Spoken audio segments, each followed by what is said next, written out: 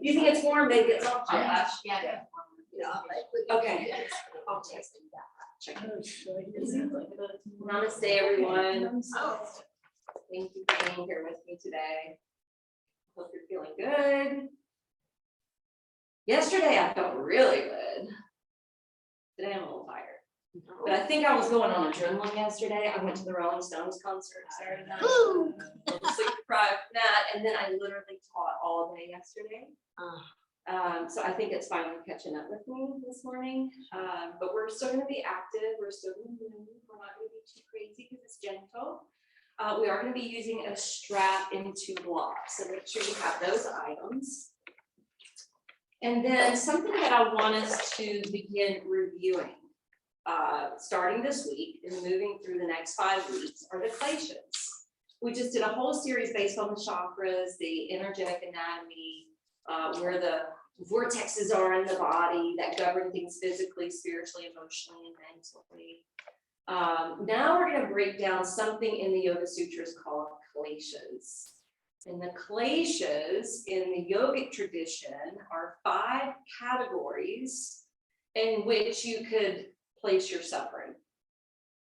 Okay, if you look up, like if you ever look at or study Buddhism, they talk about life is suffering, and this is the ways we suffer. They have something called Kleshas, but it's different than this. It's not the yogic. It's similar but different. Okay, so I don't want you to confuse the two. But in the Yoga Sutras, it says all life is suffering, but suffering can be avoided. The cause of suffering is ignorance, or not being able to discern the difference between false reality and true reality, or between the seer and the seen. So the seer is the witness or the soulful part of ourselves inside, and the seen is what we gather from our 5 senses. The 5 senses only can take us so far. And then we have something that the yogis call the veil of illusion. If you look at the Om symbol, and in the last class I kept looking behind me thinking it was still there, because half moon we had Om symbol there. But the Om symbol, it looks like a kind of calligraphy 3, a little curly Q to the side, a crescent moon, and a dot in the upper right-hand corner. So that crescent moon in the upper right-hand corner represents, in that symbol at least, the veil of illusion. And the veil of illusion includes avidya. And avidya is the first category where we can place suffering. And that is called ignorance, or the unknowing, the not knowing, the illusion of what we think we know, but we don't really know. Right? And we're kind of living through that right now because we're living in the information age, right? And there's all these narratives coming out about just COVID alone. And so we have this information coming from this direction, this information coming from this direction, and this information coming from this direction. And we're trying to figure out, okay, what is the truth? What is reality? Like, it's hard to figure it all out. So the veils of illusion, or this ignorance or not knowing, can come up in so many different ways. So many just everyday normal ways. I gave the example in the last class. My son, was like in school, online schooling for 1.5 years. He was, separated away from his peers for that amount of time. And now he just entered high school. Now he's socializing again. And I'm so proud because this weekend he got invited over to someone's house to jam. He's going to National School of the Arts, and it was 2 older kids, and they were juniors in high school. One's a bass player and one's a guitar player, and they needed a drummer, and they heard this new kid in school is a drummer, and they invited him over, and they said, hey, learn the shuffle. We're going to do some blues tunes. Well, I know Gabe's a little rocker. He's not necessarily into the blues, but my boyfriend is. So I said something to my boyfriend about, hey, Gabriel needs to learn the shuffle. And he's saying he already knows the shuffle. And he did. He knew what the shuffle was because he'd been playing drums for years. But Rob started saying, yeah, but does he know there's so many styles of shuffles? is. It's all based on the feel of the song. And it kind of depends on the genre. It's not just blues. And then he started, like, because we weren't around the drum set, so he started using his hands, and I could hear it through my ear, and I'm not a musician. I could hear the differences in the shuffle. And I'm like, whoa, teach Gabe this, because he probably doesn't know there's a multitude of shuffles. He probably just knows the shuffle, right? That's just us not knowing. We haven't been exposed to it. We didn't have the language for it. That's not our avenue, so to speak. Just like with this kind of information, these themes that I give you, this philosophy that I share with you, you're a yogi, you're coming to practice, but you may not know what a Klesha means. You may not know exactly what a vidya is, which is why I'm sharing the information.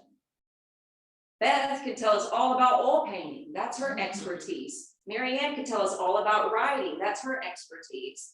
Debbie could tell us all about running a couple restaurants and cafes that she has. Like, that's her expertise.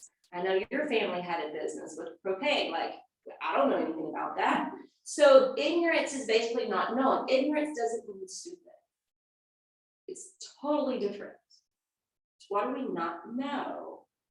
And there's so many different layers and levels to it. Think about what we don't know about what we can't see or experience with our senses. We've been told things, we've experienced things, we believe things. And so the idea of coming to this practice over and over and over again is to break through or to shift or to lift that veil of ignorance, that veil of illusion, that veil of forgetfulness, because it all correlates together. And so that's why we come to practice. I was listening to someone who channeled this morning on the way here, and it just started for him a year ago, where he would get into a meditation and all of a sudden it's his voice, but it's this other thing that kind of takes him over and talks about what's going on in the world. And it's far out stuff. It's not what you're hearing on the news. It's not what you're hearing from conspiracy theory. It's just out there, right? Coming from the ethers. But it makes sense. It makes so much sense. I'm like, oh, wow. This answers this question. This lines up with that theory. And I don't know if it's true or not. I'm going with it. But even he said his friends are questioning him. His friends are questioning, like, is this real? Are you making this stuff up? How are you doing this? How do you know this? And he said something this morning that seemed very clear to me. He said, if you're a person looking for evidence, why not use yourself as the experiment? Because then you can have the experience and have your own knowing about it.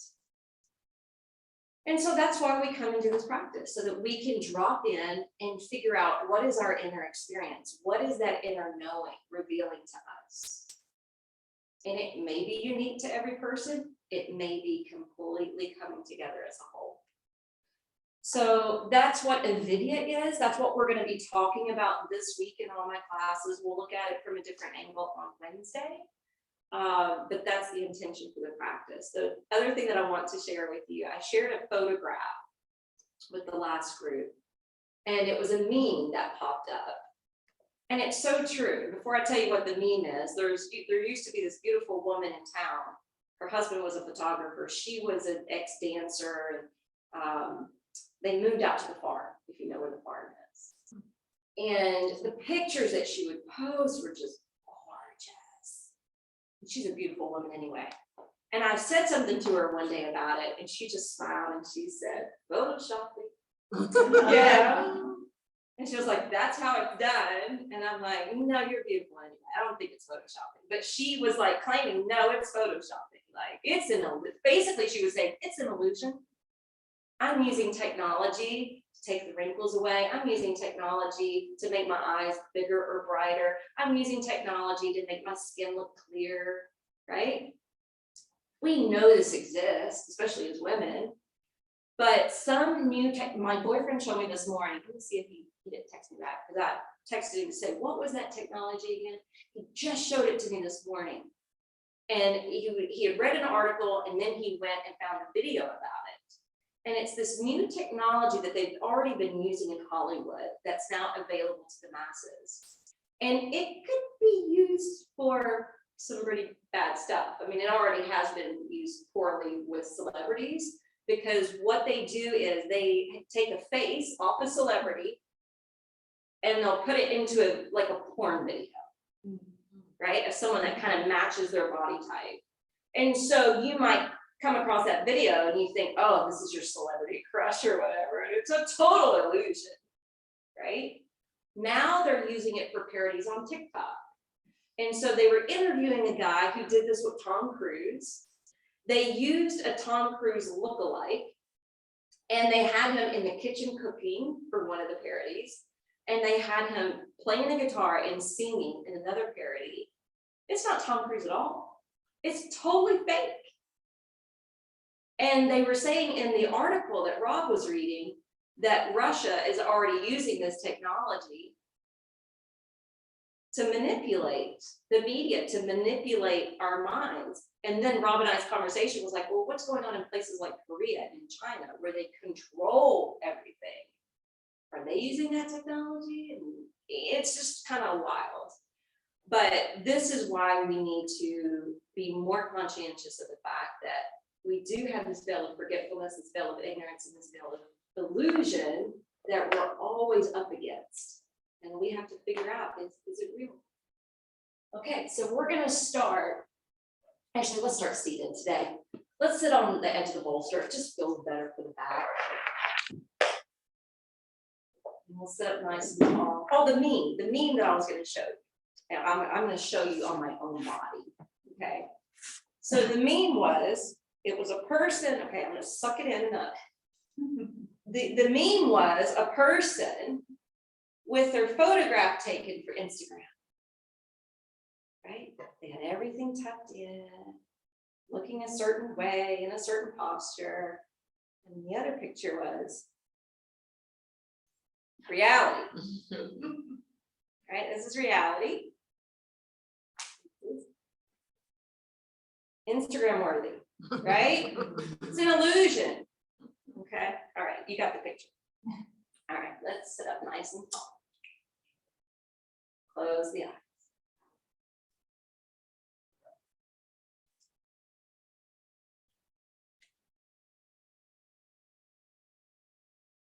And once you close your eyes, I want you to come all the way down into your seat. Get heavier in your seat. Feel the contact beneath your feet. Feeling the support of the earth, and allowing yourself to take these first couple minutes to ground down. Feel as though you're sinking and burrowing down into the proper floor. Being stationed here, preparing here for the practice. Lift up through your navel, lift up through your sternum, and rise up to the crown of your head.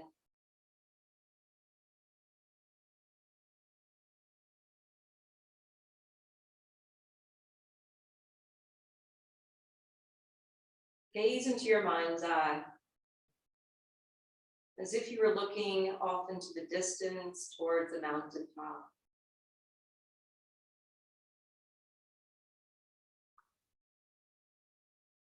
Notice the wind of your breath. Begin to engage with it. Breathing in, breathing out through the nose.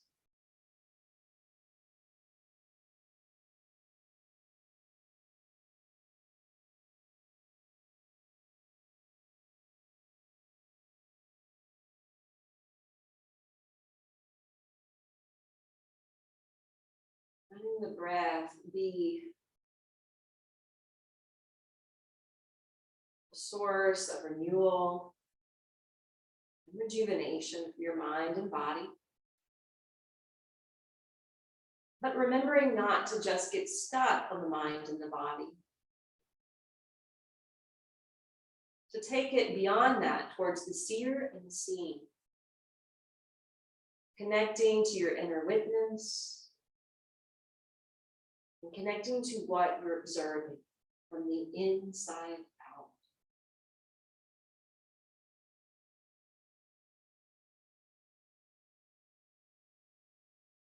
Begin to flutter the eyes open, separate your hands from your lap, and start to rotate your wrists.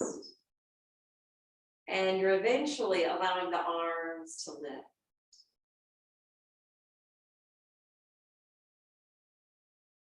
And they'll come alongside your ears at the top, and then start to reverse that rotation in your hands, and slowly fan the arms down.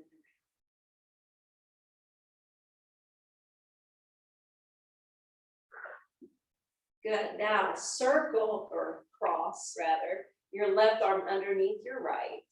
Back of the hands starting to come towards each other or potentially together if they can continue to intertwine. We're still getting benefits in the shoulders regardless. Keep the upper arms parallel to the floor, almost as high as the sternum or collarbones, and then really push the elbows together. When you press the elbows together, you're going to feel a little bit more activity spark up in the trapezius zone. This is Garuda arms. On your next out breath, release, and then cross the arms the opposite way. Right arm beneath your left. Intertwining as much as possible. Squeezing the elbows. Keeping them elevated, maintaining good posture, monitoring your breath, and then affirming as you hold. The center of life's storms, I choose to be serene. The center of life's storms, I choose to be serene. As you exhale, release. Let your hands open up on your lap, close the eyes. Feel that sensation still in your shoulders or upper back. Just let that be absorbed and dispersed.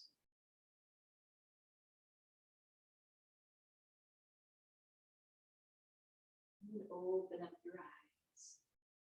You're going to take your right arm skyward. And you're going to plop down onto your left palm. And you're curving over to one side.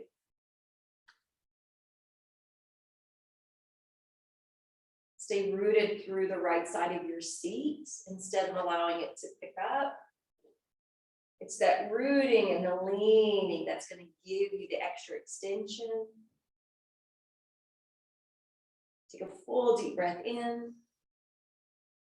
Slow breath out. Affirming strength and courage fill up my body cells. Strength and courage fill up my body cells. So at the center of life's storms, I can be calm and serene. Inhale, let's bring it up to the top. Lift your left arm, sink down to your right palm. Curve over to that side. Open up your breath more. I waited too long to get the music going. I have to physically be over here to do it.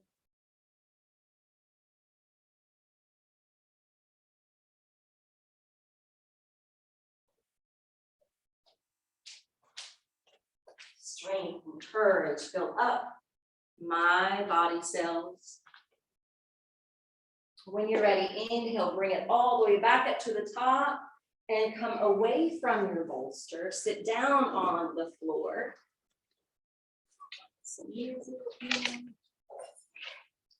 Hands to the knees, lift up energetically through the crown of your head. And then start to circle around your lap. Think of the tailbone as being the axis that you're circling around, just like the planets orbit around the sun.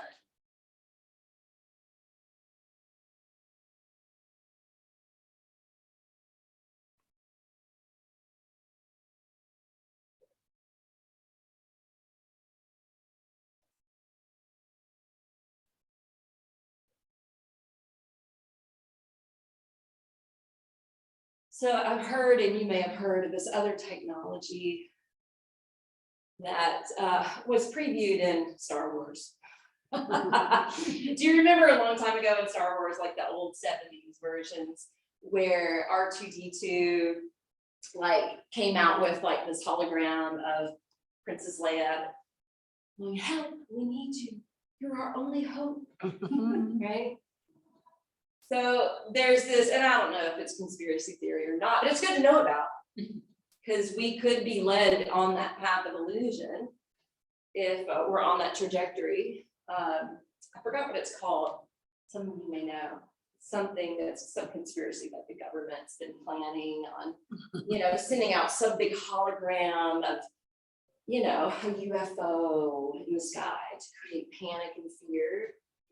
I've also heard that they're going to create this big hologram of Jesus to represent the second coming, again, to invoke some fear, right? But if they can put the face of a celebrity on a body on a video and we can't tell the difference, it's possible for a hologram to be shown up in the sky. So I'm saying this to you because astrologically they're saying in the month of October, there's going to be a big event that's going to be fear-based, and who knows if it happens or not, because every choice that we make can change the timeline. But be prepared. You'll have to trust your own inner knowing. Is this real or is this not? And then come back to the top, swap the position of the feet. Just a forewarning, right? It may never happen, but just in case. We're on a video right now, so this is a video. Like, what can we trust? What do we really know? That is the question. Who are they? Yeah, right? Who are they? It's obvious there is some they out there calling some shots, but who are they?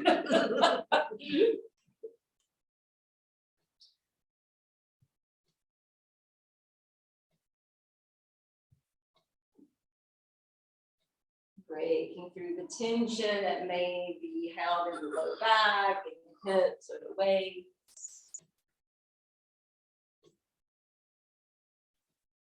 And then come all the way back up to the top.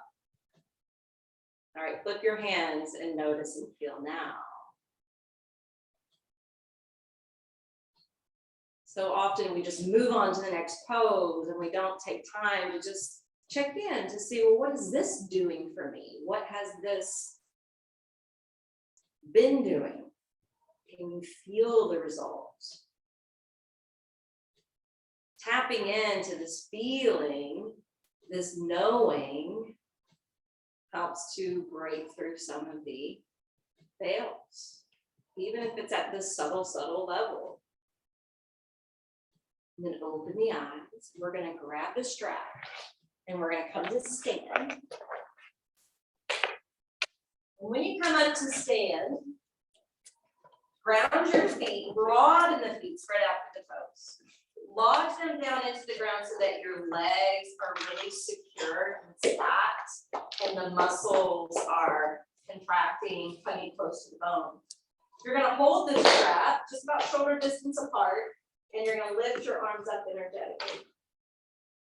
From lifting the arms up overhead, you're going to slide your hands wider, and then back your arms up to the degree that you can.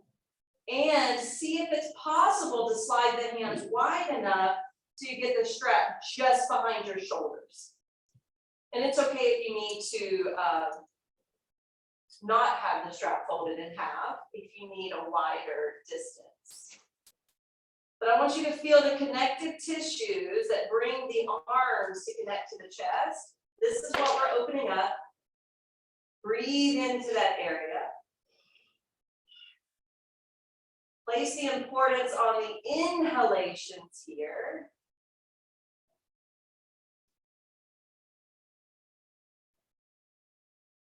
Really opening up the heart. The heart is said to be the true intuitive center that brings that intuitive message to the mind. Inhale, lift it up. Exhale, bring it down. All right, now come back holding the strap, just about shoulder distance apart. We're going to do one more. Lifting the arms up overhead. Secure your feet to the floor. Bend the arms so you're bringing the strap just behind your head. Tuck the tailbone. Shift your hips forward. Push up through your chest. Lean back with your head.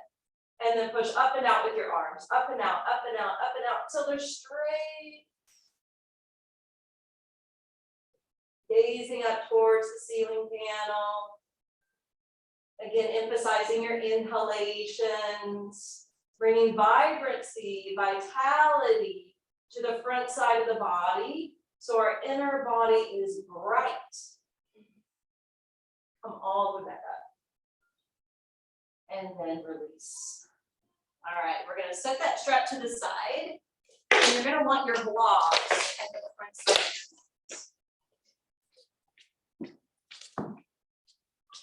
You may or may not need them, Marianne. Oh, yeah. But you can have them just in case. Hands together. Sweep the arms to your sides and up to upward worship. Now you're lifting your fingertips skyward, placing the palms together. Feel the side traps here. And then exhale. Hinge forward from your hips. Bow completely over the lower body. Into Uttanasana, you're standing forward, fold. Tip forward towards your toes. Energize the legs, plug the navel in, bow your head.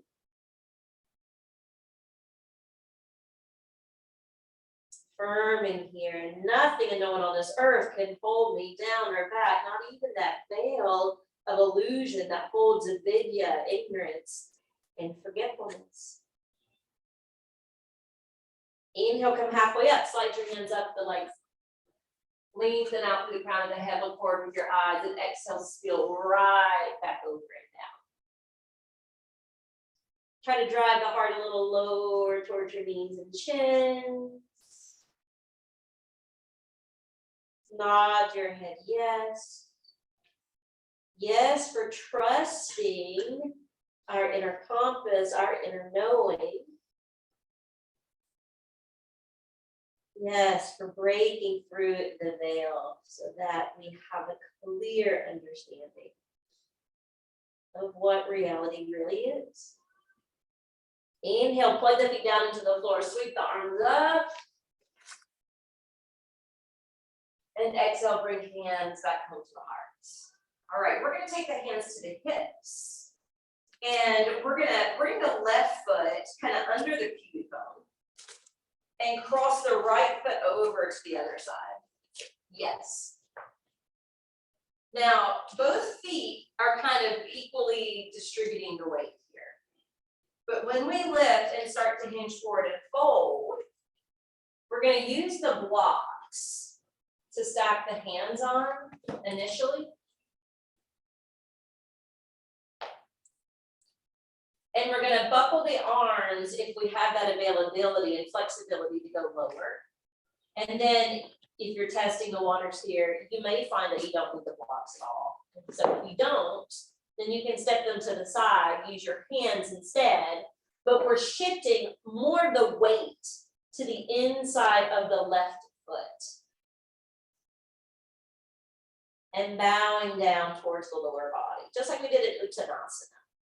But shifting more weight towards the inside of the left foot is going to activate the IT band, that connective tissue.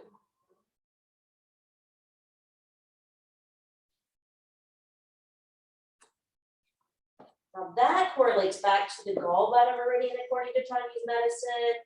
And it can be extra, it's gonna be tight for everyone. But if it's extra tender or sensitive, you could be presently dealing with something that's really irritating or frustrating or something that has created some, feelings of anger. That's the emotion that correlates back to this meridian and organ. Now take the hands back to the blocks. You can set them down. Come halfway up. Now put more weight into your right foot, so it's evenly distributed, right? That way it's safer to come up. Hands to the hips, and then hopefully you're better balanced to stand. And then we'll uncross. The air just came on. The right foot is what you're standing on initially. Cross the left foot over. Evenly distribute the weight for balance sake. And then fold. Find the blocks to step the hands on. Then the elbows, if you can close the belly in towards your thighs. And then test the waters, maybe you don't need blocks at all. Or you may need to lower them to a different height. And then start to shift your weight towards the inside of the right foot. Less weight in the left.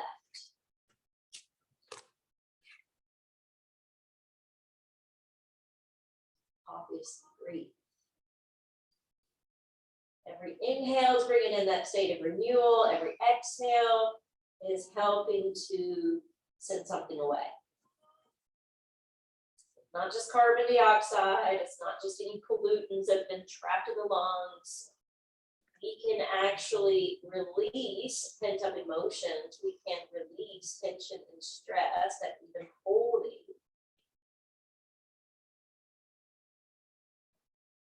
And finding that release and doing things to create the release can reduce the suffering.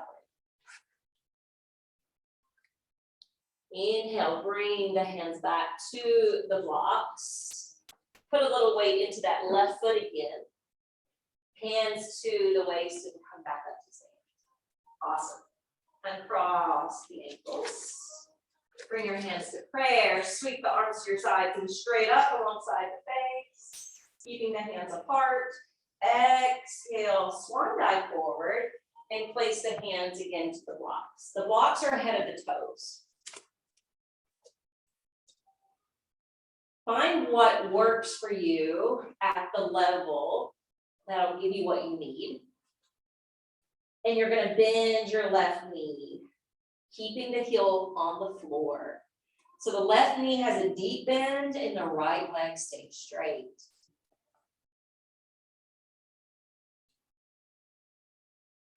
Flip your right palm open and reach it up towards the sky. So you're taking a twist. Tailbone reaching towards the wall behind you. Crown of the head reaching towards the front wall. Exhale, lower the right hand down. Bending your right knee, straightening out your left. Pausing here. This is like a little warm up before the twist. This is something else that gets that IT band active. When you're ready, twist open to the left.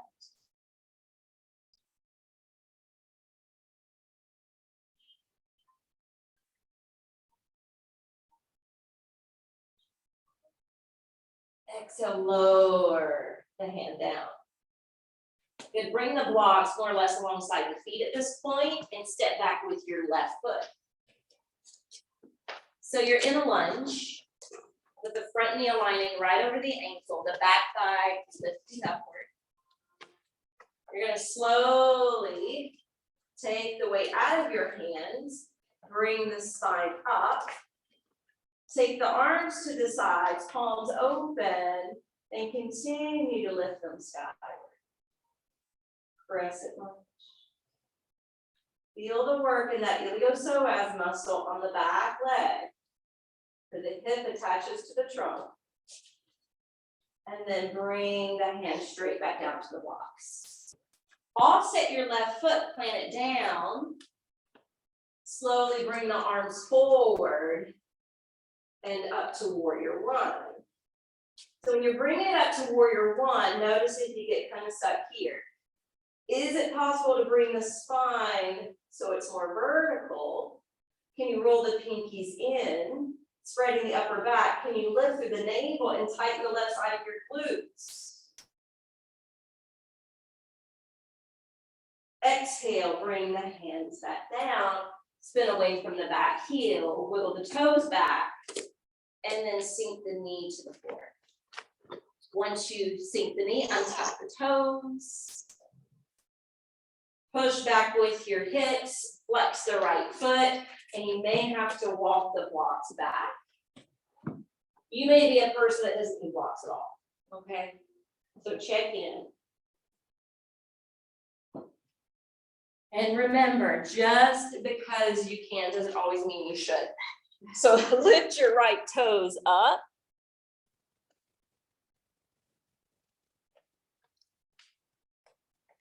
Half Hanumanasana, your half splits. Come back to the half lunge. Solidify the right foot. This time, push down through the right foot, elevate through the pelvic floor, climb up through the arms, through the shaft of the spine.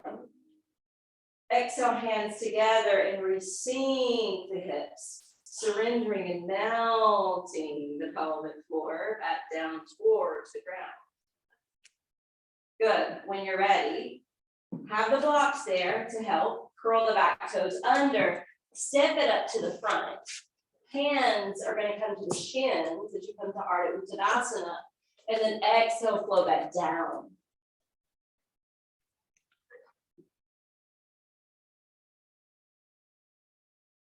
Now emphasizing the exhalations, breathing out to a longer degree, affirming nothing and no one on this earth can hold me down or back. On your next inhalation, step your right foot back this time.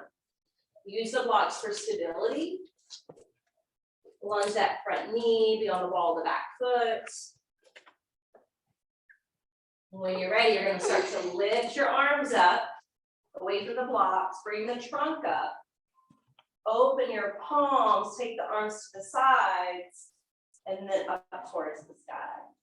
Look straight ahead with your eyes. This is where we're really focusing the attention, that iliopsoas. Roll the pinkies in. Exhale, bring the hands down.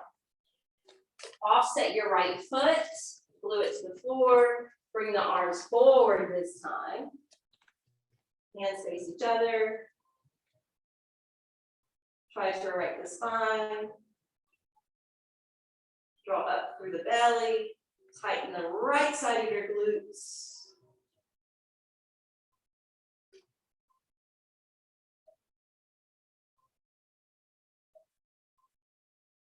Exhale, hands down. Spin away from the back heel. Wiggle the toes back before dropping the back knee, shin, foot. Root the left foot, draw up through the pelvic floor. Lift the arms up, half lunge. Good, exhale, hands together and surrender downward. Okay, take the hands back to the blocks. This time, we're walking or pressing back through the hips, lifting the left toes, perhaps walking the blocks back for the half Hanumanasana, the half split.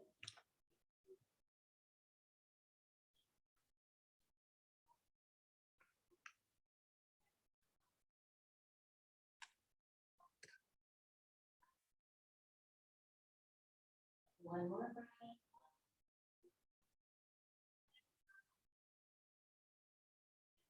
All right, I want to emphasize this affirmation. I choose to dwell within infinite possibilities. I choose to dwell within infinite possibilities. So my goal for 2021, at the beginning of the year, was I'm not gonna really go down the pathway of following this person or that person, even though I resonate with some of them. I'm just gonna hold space for it all. Just gonna hold space for all the possibilities. I don't really know. That's the kind of cool thing about getting older. You realize it's okay that you don't have to know everything, but why not stay in the question? That's the crown chakra, remember. Crown chakra is staying open-minded, staying in the question of things, because we don't always know. All right, come back to the sole of the foot. Walk the blocks forward, set them off to the sides. Bring the hands beside that foot, curl the back toes, and we're stepping back to plank. From plank position, we're not gonna hold it. We're dropping the knees, and then we're gonna take the torso forward and lower like a half chaturanga down to the belly. Stretch out through your legs, come down to your brow, and inhale, lift to a low cobra, baby cobra. Stretch out through the toes, float your hands, just depend on the strength of your back, the engagement of your legs and glutes. Breathe diaphragmatically. Then take the hands down, loop the shoulders up towards the ears and then back. And notice how you have to use the assistance of your arms to come up higher, more towards the king cobra. You can always do Sphinx as an alternative, like Linda's doing. So Nancy, drop the shoulders. Nancy in the studio. There's two of us today. All right, exhale, come to the brow. Inhale, push up to all fours. Exhale, back into a sitting child's pose. Hips settle back towards the feet. The arms stretch out before you. Take some deep breaths in and out through the nose. Inhale, rock up to hands and knees. I'm not going to get to some of my things I planned. Curl the toes and lift up and back to downward facing dog. All right, so even the way we direct this pose, when we direct the pose physically, we're rooting the hands, we're rooting the feet. We're trying to send and direct the physical exertion of the energy up into the sits bones, up into our seat. Yet, there's another force at play, something called gravity, that is actually bringing the energy down towards the third eye, the place of the all-seeing eye, the lens that we need to cleanse in order to see different perspectives.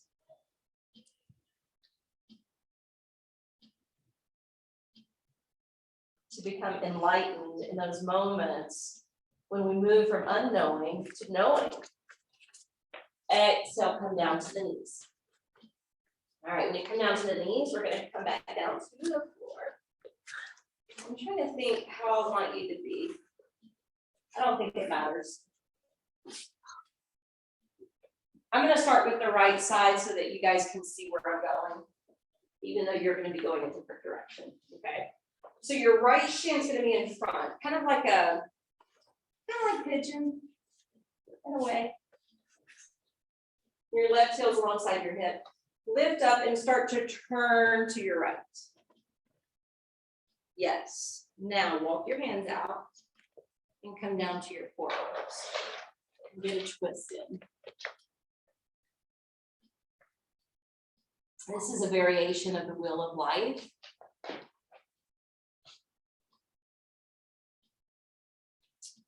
So if you're on the spiritual path, if you have a spiritual nature about you, you already understand signs, symbols, and synchronicities. And I was really excited yesterday. One of the classes I taught yesterday was based on the medicine wheel, and it was inspired by our trip in Sedona. I wanted to learn more about the medicine wheel, so I made myself research it and learn about it. And come to find out, it's a little bit of what Stephanie brings into our teacher training. Because she's done some shamanic teacher training. Wasn't the exact same thing, but it was very similar. And when I was leaving the workshop yesterday, the one solo man who showed up for it, he left with this big smile on his face, and he said, you know, one of the reasons I really wanted to come today was because they changed Columbus Day to Indigenous Day a few years ago, and this lined up perfectly with it. And I had no intention of lining it up with that. But that's the beauty of how spirit works. That's the beauty of how the universe works. Sometimes synchronicities just happen.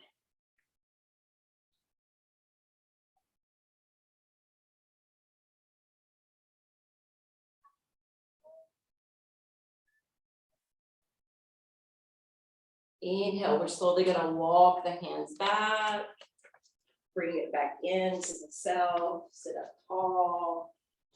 And then we're gonna reverse the action of the legs. Now the left leg in the front, is that kind of packaging design.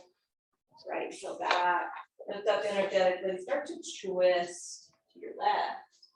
And then walk the hands out, sink down to your forearms. We've done other variations of this. And this is just the one I wanted to do today.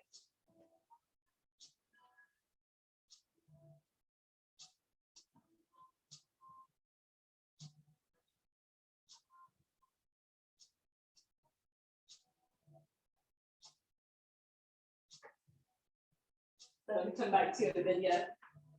And this idea of ignorance or illusion, right? And even social media. I had a friend that we really connect like once or twice a year through phone calls or through meetups. But we're connected on social media. And she reached out to me yesterday and she says, I'm so glad life's going so well for you, according to social media. Because, right, you really don't know what's going on in people's lives.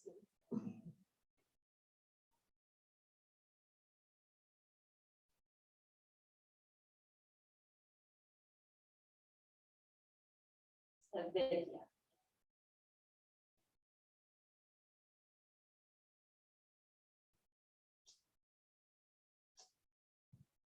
Inhale, let's slow walk.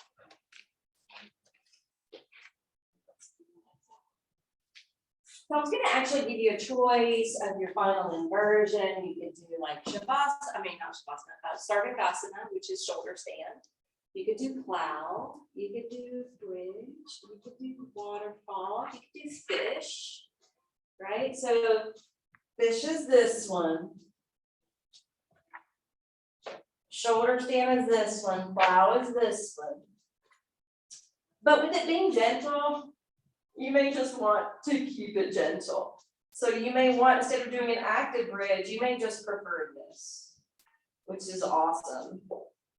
You may prefer waterfall than do diffuse. So just choose one. That way you're starting to lean in and listen and trust the guidance that you experience inside. Which pose is calling to you? Which one looks appealing to you?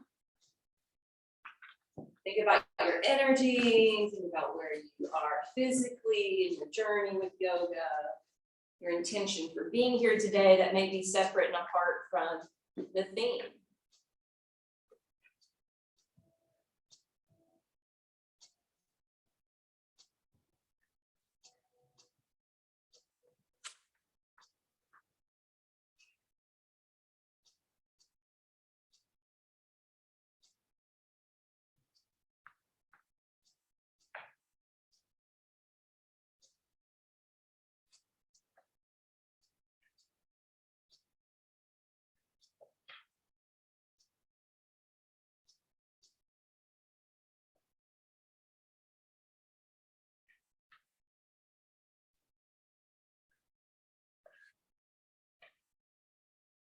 Hold it 7 more breaths.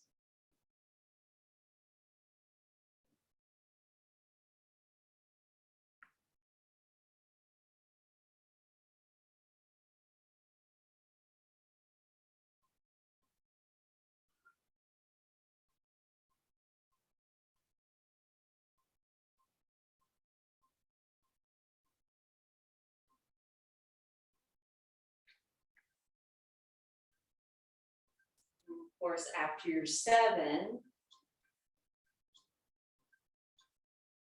you can exit the pose. And then after you exit the pose, I want you to close your eyes, check in with your body because you might need a counter.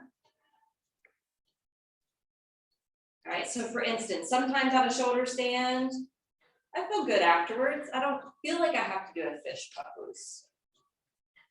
But you may come out of shoulder stand and go, oh, okay, now I need fish. Coming out of bridge pose, you may feel the need to hug the knees in.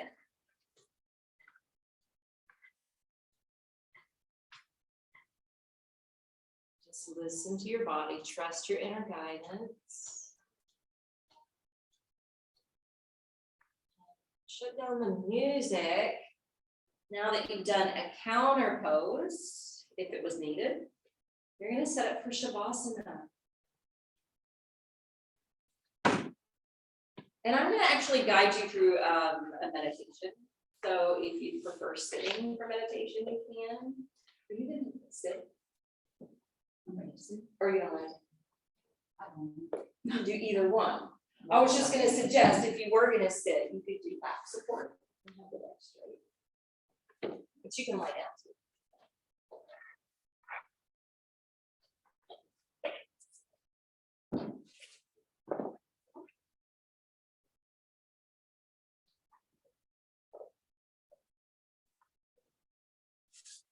Get your body just right. It's okay to fidget around till you find comfort. If your body's not at ease, it will be hard for the mind to follow along with the guidance. Once the body is settled and becoming relaxed, then your mind can stay more focused. I want you to do what we did at the very beginning. Whatever has contact to the floor, I want you to ground down.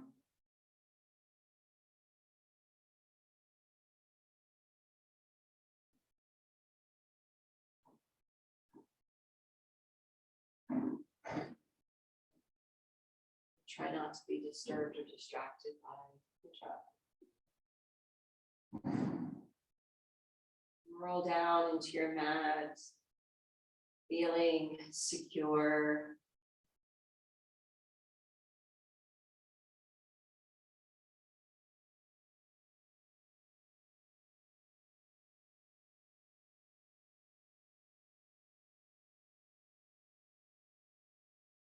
Take a cleansing breath where you're inhaling through the nose and you're letting the out breath escape through your mouth.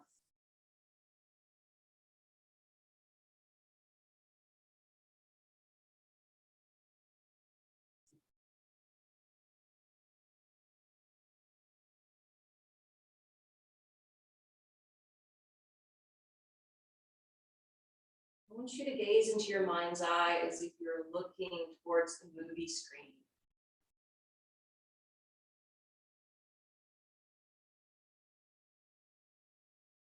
And like any movie screen, before the picture appears, it's just dark. It's empty.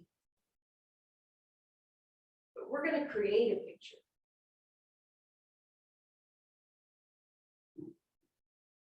Imagine that this veil of ignorance is lifting, no longer obscuring the true nature of the world or the true nature of the self.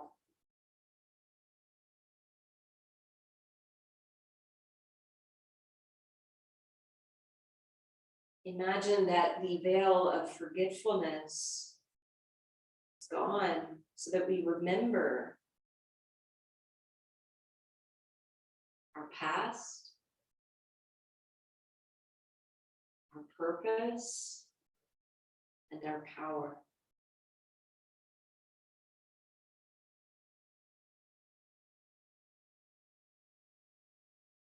Imagine the veil of illusion is lifting so that we see and know our important connection to Source,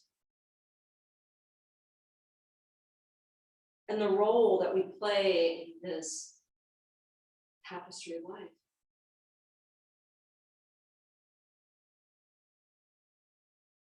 May this veil of separation be lifted so that we understand we are actually a part of everyone and everything.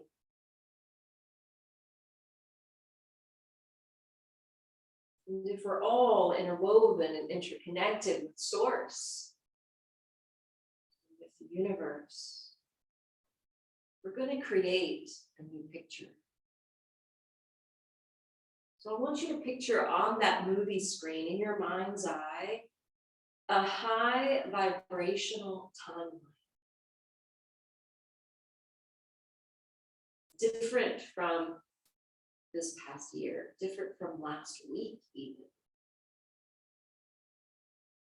Picture a world, a new earth, where there is peace.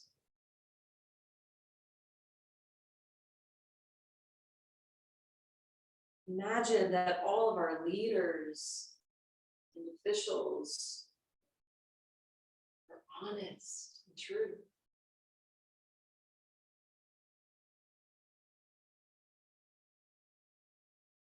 Continue to envision and let the picture play out that humanity truly are caretakers of the environment.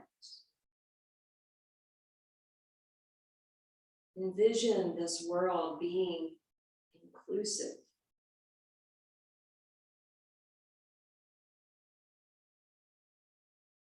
Imagine it being heaven on earth. What would that be like?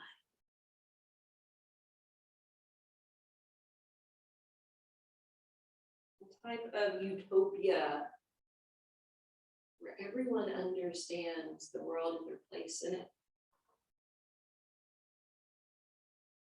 Where health and healing are available to everyone. A timeline where the oceans are clean, our food is pure, and there's unlimited free energy available so that we're not so dependent upon the resources of the planet.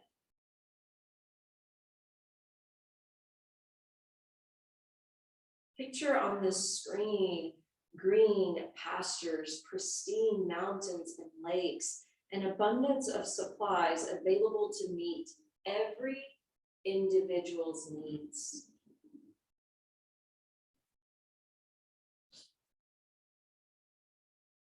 Picture us coming together in harmony and peace, where truth prevails and where everyone feels protected and safe.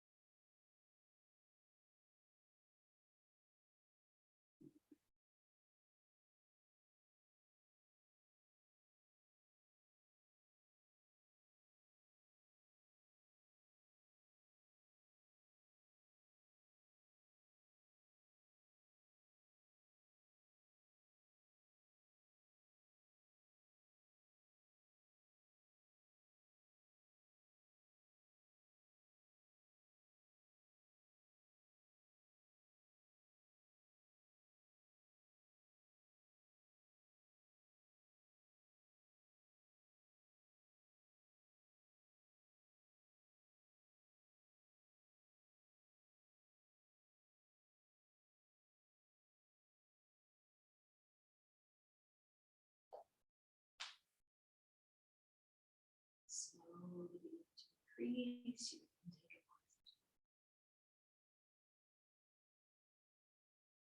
Let that scream fade out. Remember where you truly are in this moment.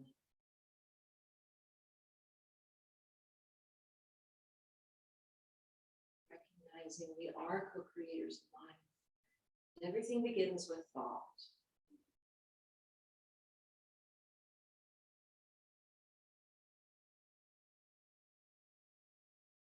Let's continue to feed this vision later when we depart so that we can participate.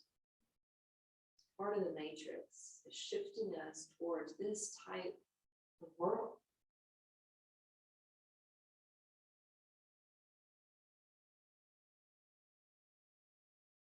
Begin to awaken your body, gentle ways. Exiting out of the pose that you chose. And finding a more formal seat.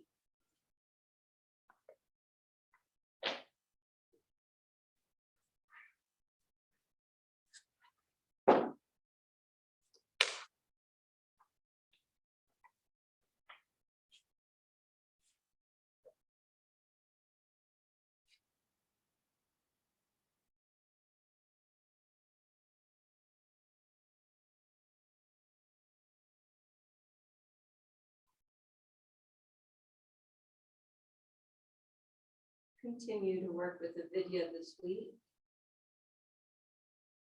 But we'll close our practice by joining our palms together at our hearts.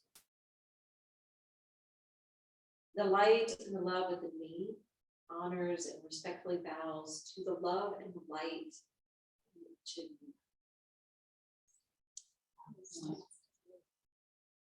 Thanks you guys for joining today. Before I close out the session, Rob texted me back. Oh, it doesn't say, it's just this. It says, talk about synthetic media and deep fakes and how they could change our world. So anyway, synthetic media or deep fakes, maybe you could Like about 60 minutes last night. Oh, well, maybe that's why he saw it. Yeah. Don't mind me. Interesting. Hey, have a beautiful, blessed day.